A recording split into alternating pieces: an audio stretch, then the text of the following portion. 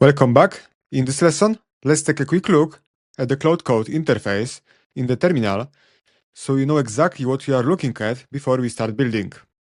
And the good news is this interface looks exactly the same whether you are using Claude Code in the terminal or inside a code editor. In other words, IDE, which stands for Integrated Development Environment, which is just a fancy way of saying a code editor like Visual Studio Code, Cursor, or Anti-Gravity. We'll be covering all of those in the next lessons, so don't worry. Alright, so let me open a fresh terminal window. Let's type Claude and hit enter. Yeah, so I got this security check again. It's asking whether you trust the files in this folder. This is just Claude Code making sure it has your permission to read and edit files in this folder. So just select yes and hit enter to continue. Now let's take a quick look at what we are seeing on screen. So we are all on the same page before we dive in. In the top left corner, you can see the current version of your Claude Code. And you've got a little Claude icon.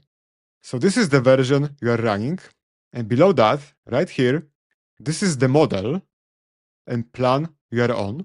So currently, I run Sonnet 4.6 model, and I'm on Claude Max plan. All right? And this right here is the working directory. This tells you which folder on your computer Claude Code is currently living inside. And by the way, directory is just a term developers use for folder. They mean exactly the same thing. So directory equals folder. And this is what makes Claude Code so different from just chatting to an AI in a browser, because it's actually connected to your machine.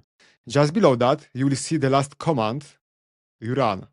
Now, for example, if I type a /, you'll notice Claude Code immediately shows me a list of commands I can use. We'll go through a lot of these commands throughout the course, but for example, if I select clear, this clears the conversation history and frees up context. So here you can see the last command you ran. So we've got this input field where we can type our messages. Now let's send a message. Let's say, how are you?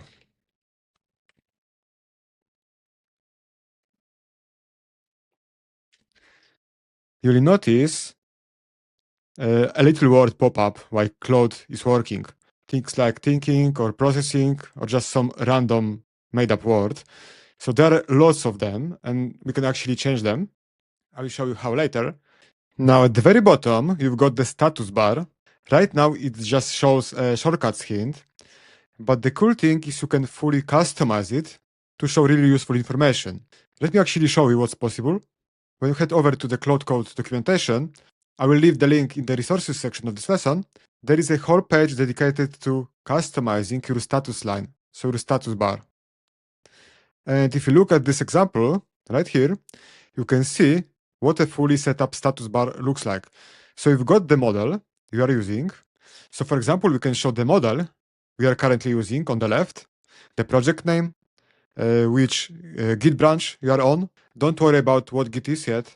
We'll cover that later in the course. Then the context percentage, the cost of your current session, and for example, how long it's been running. So it's really useful stuff to have visible all the time while we are working with Claude Code.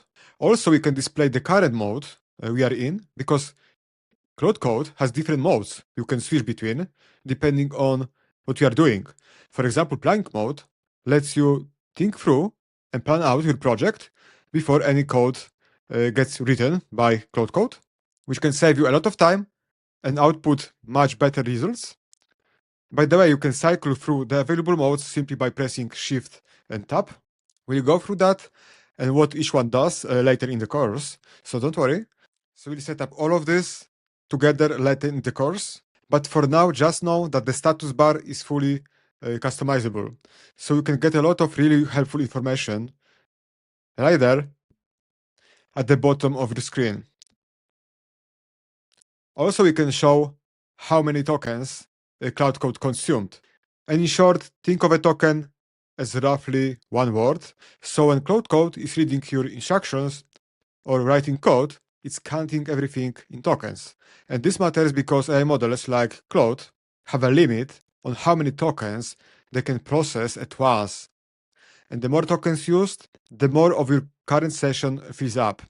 And that's really all you need to know for now. Now, the context percentage is worth paying attention to. It goes from 0 to 100 and shows how full your current session is. So basically, the higher it gets, the more Cloud Code automatically starts condensing the conversation history in the background to keep everything running smoothly. So you don't need to do anything, it handles it for you. But of course, you need to know what's happening. And also, learning how to manage it properly is actually one of the bigger things we'll cover later, because it makes a real difference to how well Claude performs on more complex and longer tasks.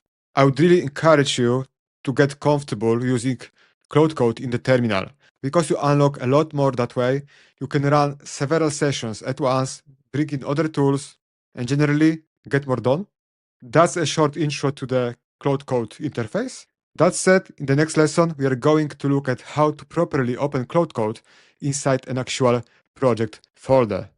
Because right now, we are just running it from the home directory. And there is a better way to do it, so I will see you there.